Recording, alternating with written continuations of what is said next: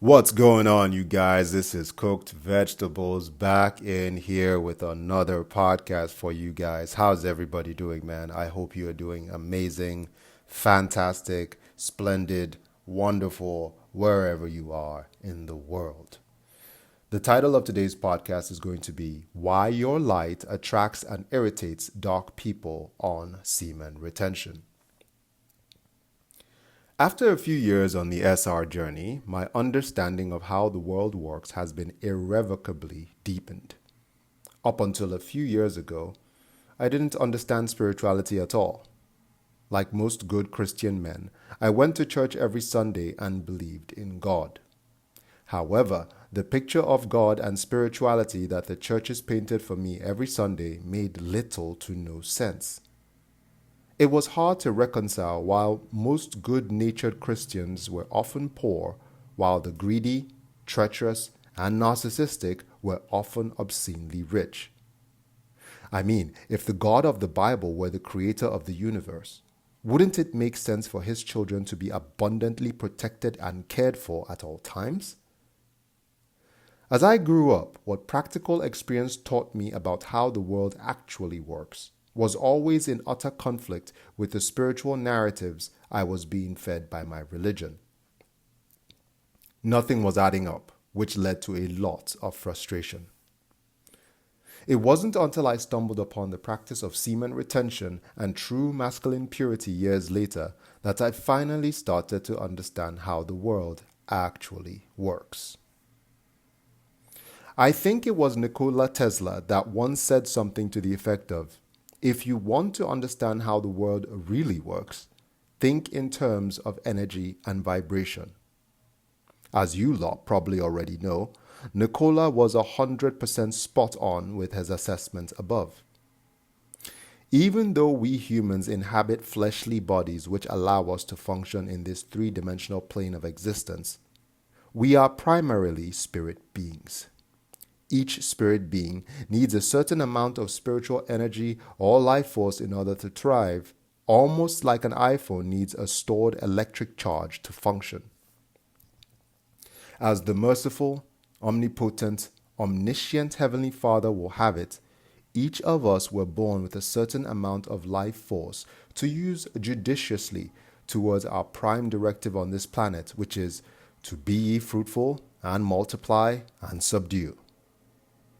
The life force we were given by God must be used wisely, or else we tend to be met with serious consequences.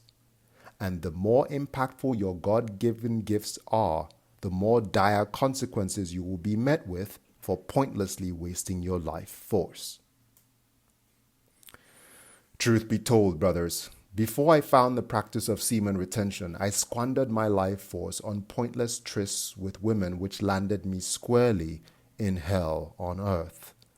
My life force eventually plummeted so low that living didn't even seem worth it.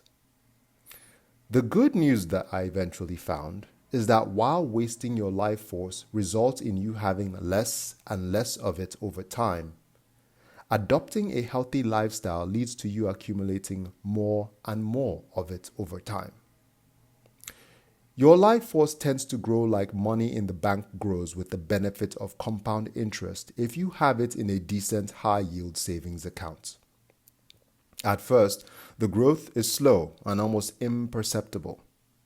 Eventually, and with enough patience and dedication, you will be rolling in the spiritual dough as your life force grows.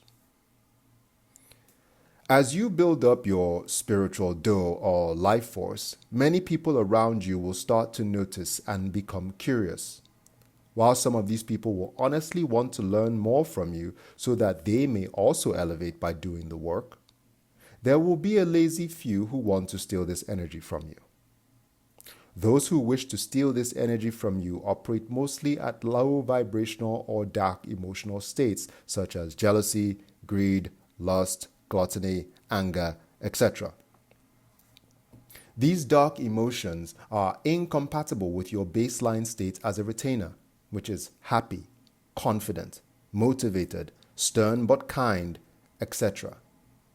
This energetic conflict makes these low vibrational folks extremely uncomfortable because the way you live as a pure man of God serves as an unflattering mirror to all their poor choices, habits, and actions.